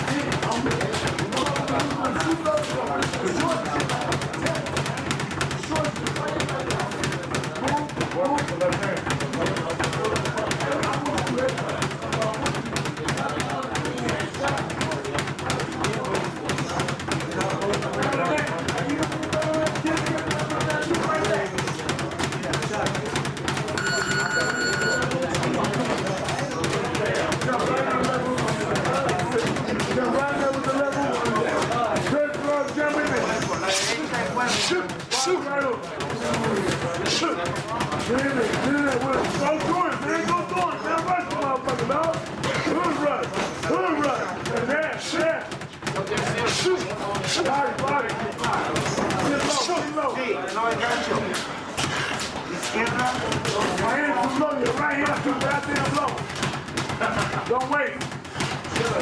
Shoot. Right now. Straight to the square. La izquierda, la panza y luego Put them together. Don't fall and cut him off. Move your head side to side right now. izquierda, la panza, izquierda. You're evidence of you're sure. Go do it, dog. Rub him off, man. What, man? What? Yeah.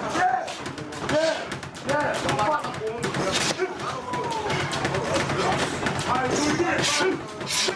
All right, down the elbow. Shoot. All right, right body. Shoot. Right hook. Shoot.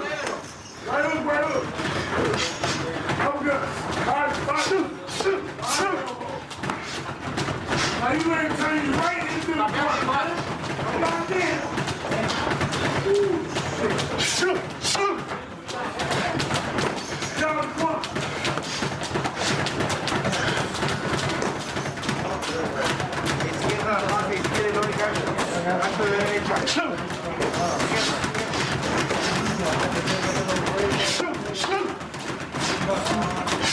La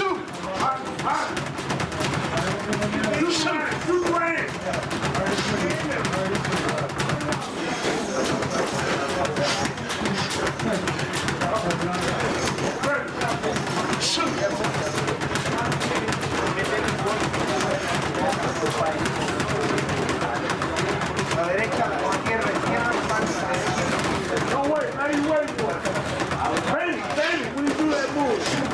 Man, you don't fucking listen, man. Man, bang it. Hands up. Bang it. Double jab right here. Bang it. Izquierda, izquierda, izquierda. Right hook, right hook. Body right hook. Yeah. You got a body, little body, body right now. Body, go to the body. Hook. Go back to the body. Stand and work with that left foot on his chin. We in out. Yeah. Take his hand, man. I did. One more, man.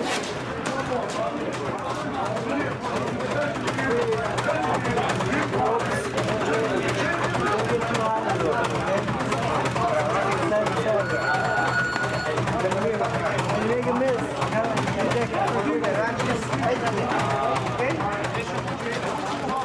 Get to his jab. His jab. But no. I want you to line him. Do this. I want you to line up fight some motherfucker that move like that. Cut his ass off. Yeah.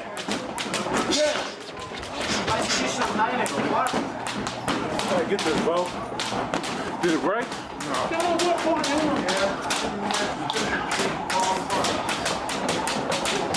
Why you cutting off, bro? Why you cutting this?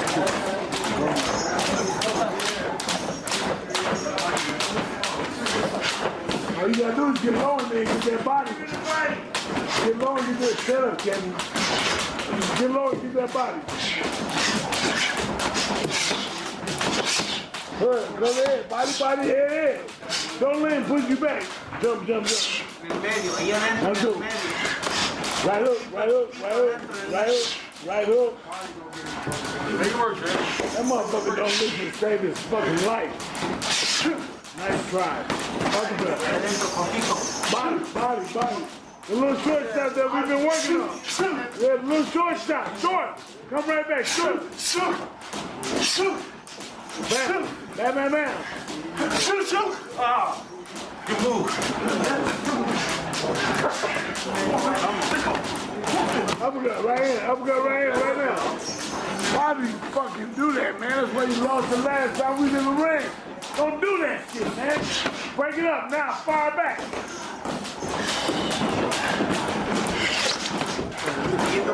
Siguiendo con el jab. 30. He's very strong. Finish up strong. Go through and put the good rush. Man, go work. Not gonna punch. So what? Cut him off. Yeah. Now, see, this is what I'm talking about, dog. You don't fucking listen. Yeah.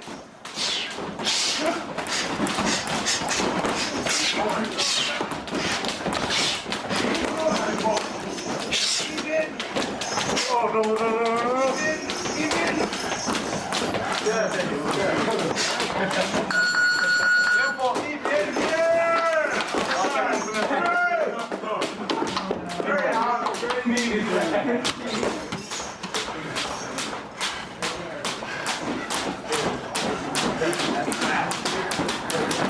Thank you, coach. Thank you. Good work. Thank you.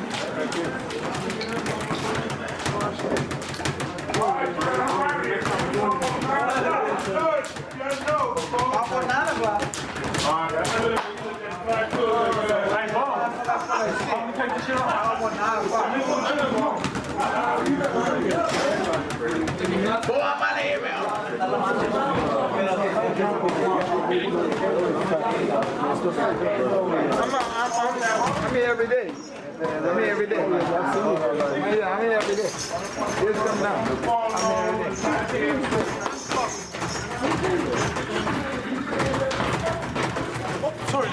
Okay. Here. When these cards, okay? Okay, both guys will run about 14. These are 16. He's actually 18 for this one.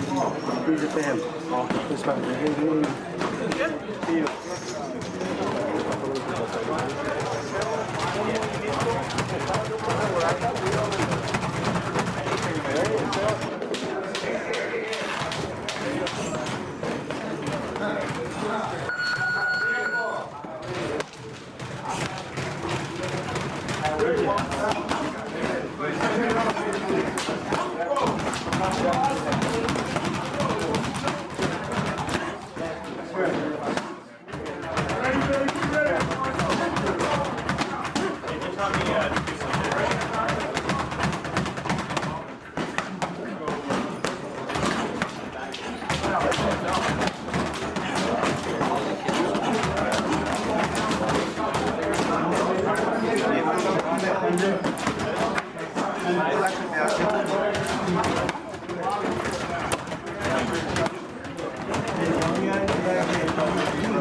Inside, okay?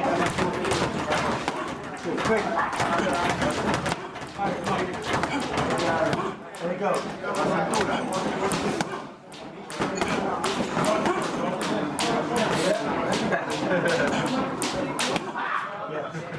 Yeah. Yeah. Two. Three.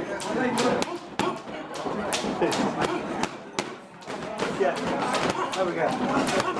Good. That's it. There you go. That's it. Good. Okay. De vuelta al pie. Yes. Under. Under. Abaixa poco, está falando.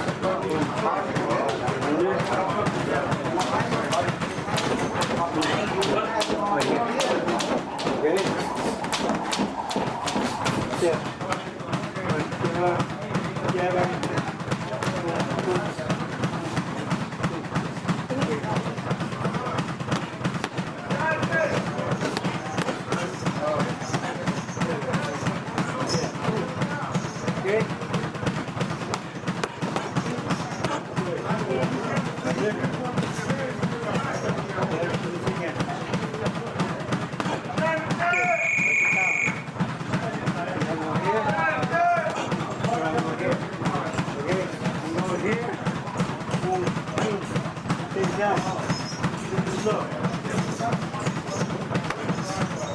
Yeah, has to be up, okay?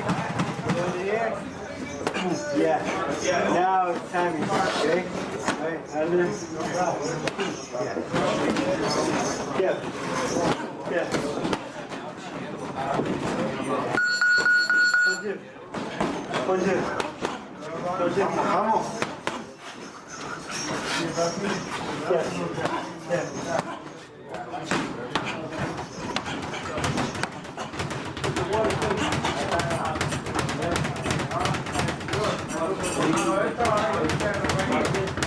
Bloqueando con el codo.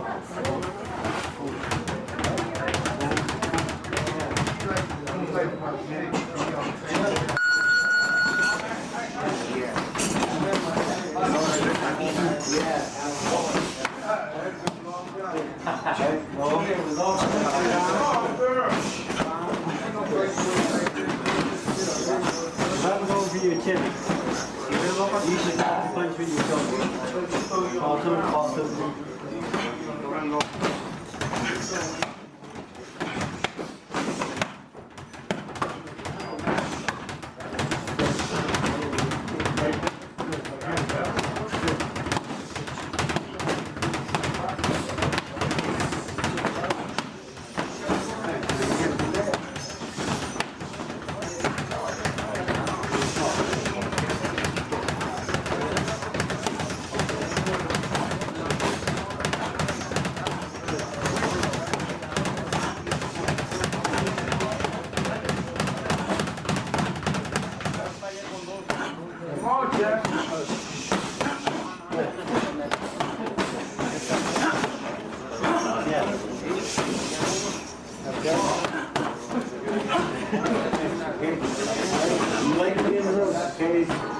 Você pode ficar nas costas.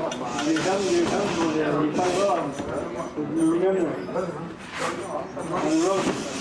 pull here. When you come, yank it there. Okay, so from there, all you can do is come back. Okay, you can hit one time because of that. When you're here and here, you can punch. Always a counter punch, okay? Alright? You over here? You got good. Under here. Yeah. Jab hook. Jab hook. Good. Hook. Good. Hook.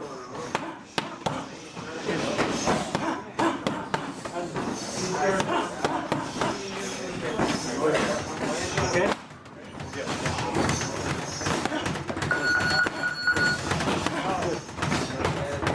Your feet. Use your hand, your head, your shoulders. They all can be used as tools. Okay? I'm coming, Bo! When you feint me, Damn! I'm not gonna run outside butt naked. Yeah, bro.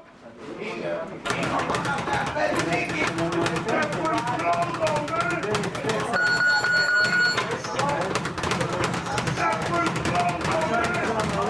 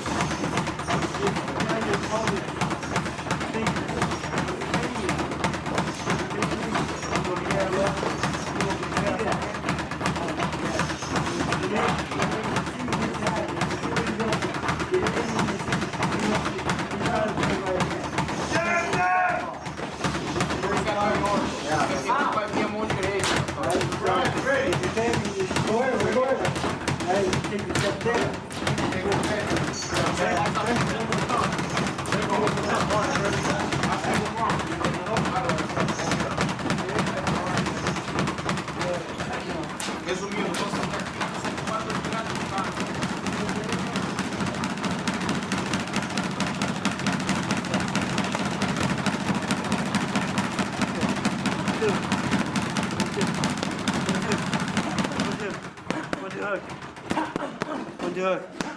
Uppercut. Hook. Hook. Under.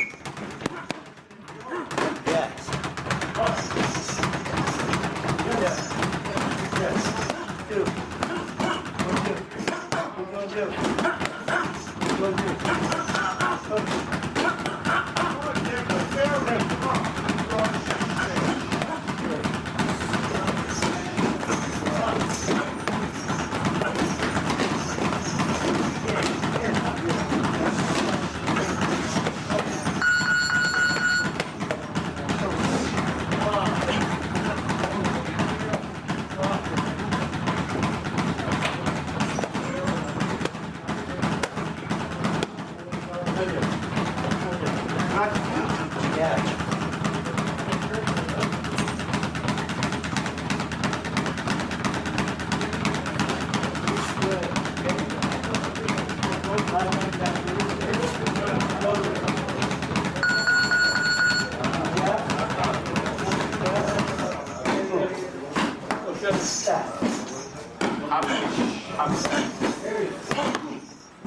Alright, so I'm blocking jab and thing is, look, I'm blocking it here. Right? The thing is, a lot of people don't block the jab here. A lot of times we get a guy get jab, they block it here. When you block it here, I got hook, right? So when you block my jab, my jab, you block there, and chop off. You fight right here now, so don't cross. Okay?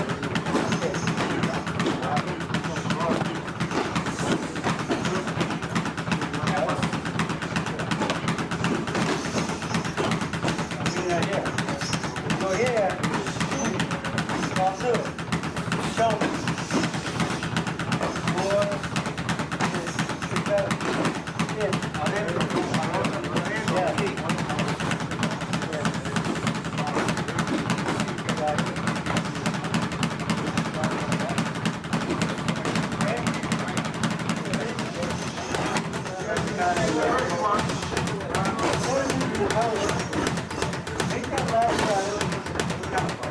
Exatamente, você está falando que você pode iniciar aqui, você arma um golpe, eu não entendo. Ela faz o ritmo voltar.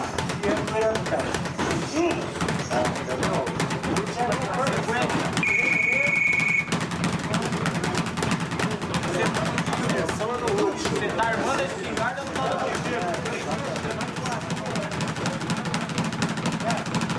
A maioria dos lutadores são What I want you to do, I want you to be able to see that.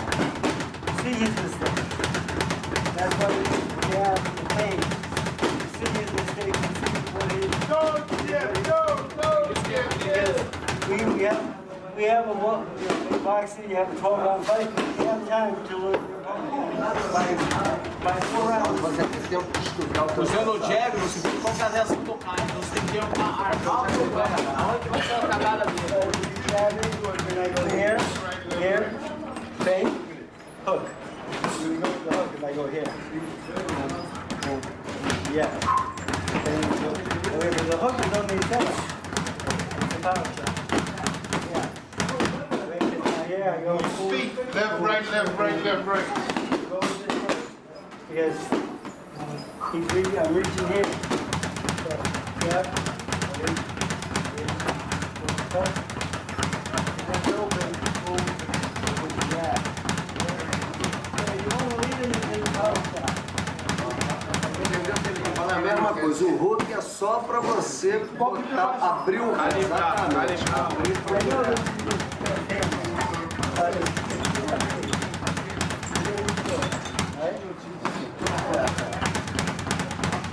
Yeah. Yeah. Yeah. Yeah. Good.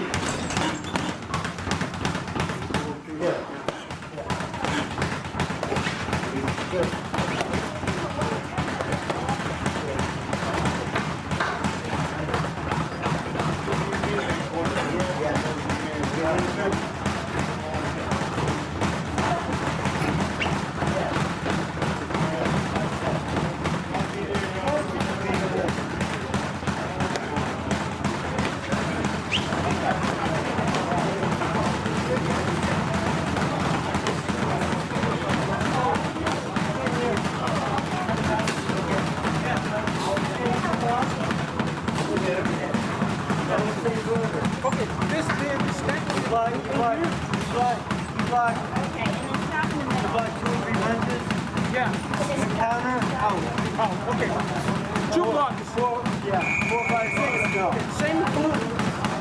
Two blocks. 2 blocks. Okay. 2 blocks. Right? And this.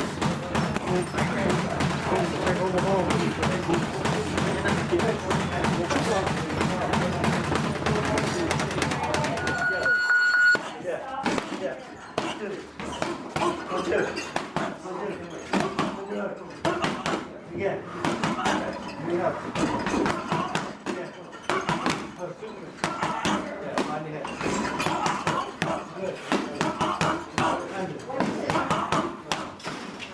Yes.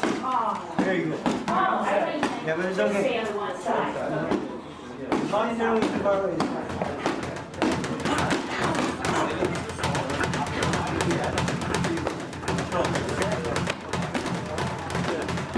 Yeah.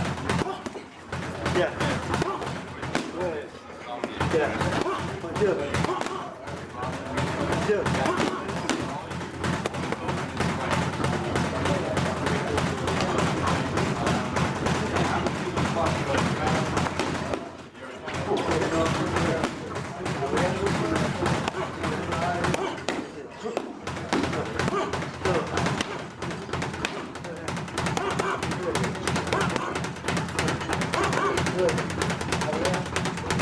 Good.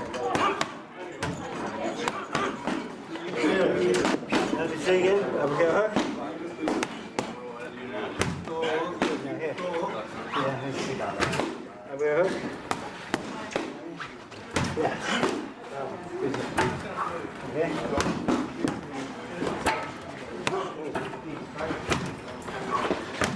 Yeah.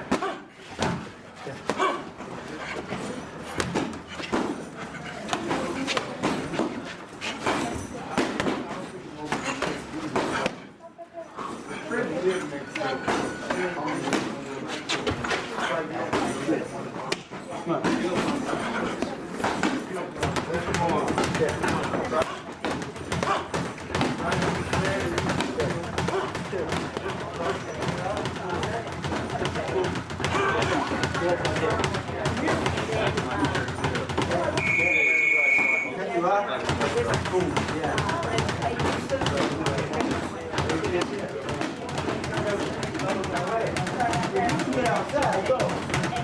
Yeah, go. Yeah. Okay? Situation. When you're a southpaw, right hand fighter. So me, I'm gonna fight you. Lean right hand, left foot, and then your foot on the outside. Here.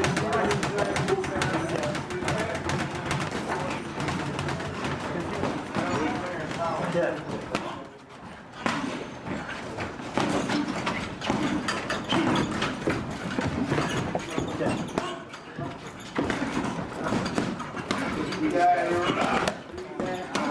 Go here to measure just my power. See, I got my foot on the outside. So I'm trying to go here and here. Very common for right-handed fighters to fight you.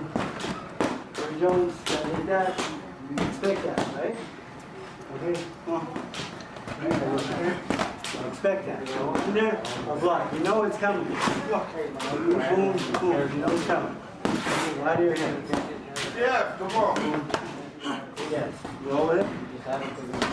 Under. You know it's coming. Under. Sempre o melhor caminho por isso para você sempre limpo, sai vazado. Yeah. Yeah. If you see it coming, you go under it, go. Right? Yeah. Yeah. Yeah. Yeah. 2. 1, 2. 1, 2. 1, 2, 3. Hook. That's it. Yeah, 1, 2. Good. Good. Put it on the outside, out after the hook. Pivot. Yes. Okay, remember? You're here. 1, 2, 3, 4. Boom. Safe pivot. Boom. He's gonna follow you, okay? 1 step. And your foot's on the outside. Boom. Yes. Okay, my tendency is gonna turn towards you. You take a step there, after a hook. Boom, out. I'm here. Boom, right? Worst case scenario, you're there, I go here. You come with your jab. Pior das hipóteses, vai Okay? pegar o jab depois. You want to turn me. It's my instinct to follow you though. So a lot of times when you make that step, you hook, step. Yeah. Yes, okay?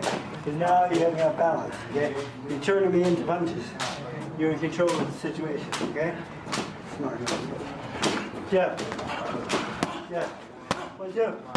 1, 2. 1, 2, hook. Buddy. Buddy. Come on. Come on. Quick. Rápido, rápido.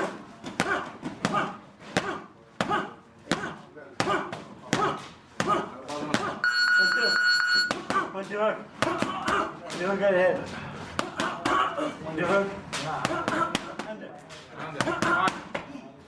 Quick, quick, quick. Rápido, rápido. Yes. Clean Alright. him, clean him. Enough.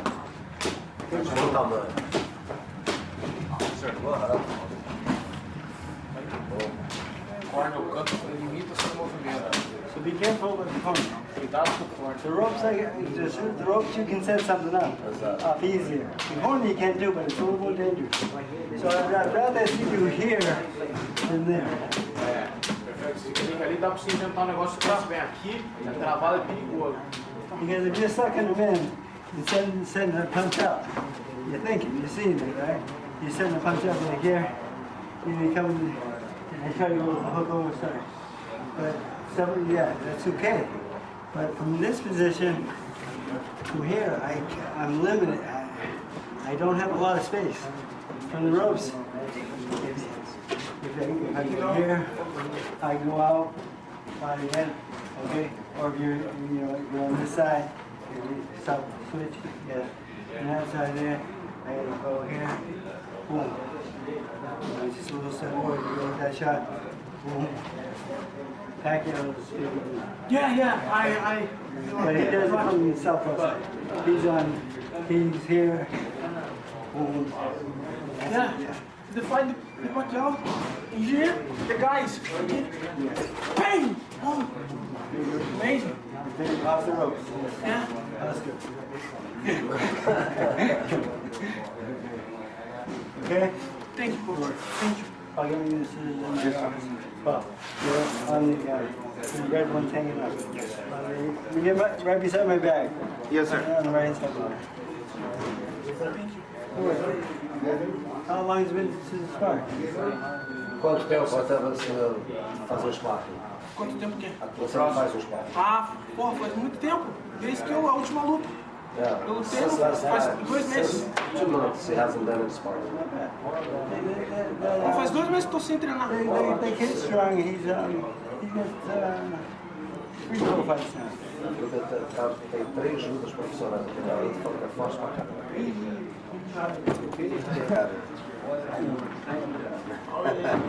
I'm telling you, boxing not that good as enemies. Falar pra avisar que o teu boxe não é tão bom, mas que o teu MMA é o bicho.